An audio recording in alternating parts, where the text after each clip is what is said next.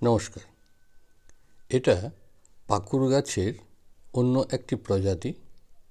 আমাদের এখানে স্থানীয়ভাবে এই গাছটিকে নাকুর গাছ বলে চেনে। চেনার উপায় হচ্ছে পাকুর পাতার ডগার অংশটি সরু এবং লম্বা হয়, আর এই গাছটিতে তা হয় না। এই গাছটির শাখা কেটে খুব সহজেই চারা তৈরি করা যায়। এখানে আমি দুটি শাখা কেটে এই ধামাতেই বাগানের মাটি ভরে বসিয়ে দিয়েছিলাম। এর সঙ্গে আরও অন্যান্য প্ল্যান্টের শাখাও কাটিং করে এই ধামাতে বসিয়েছিলাম, সেগুলিও চারায় পরিণত হয়ে গেছে।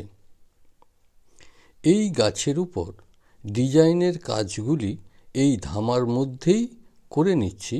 তারপর এখান থেকে তুলে বনসাই পটে বসাবো এবং বসানোর সময় আমি বনসাই সয়েলই ব্যবহার করব।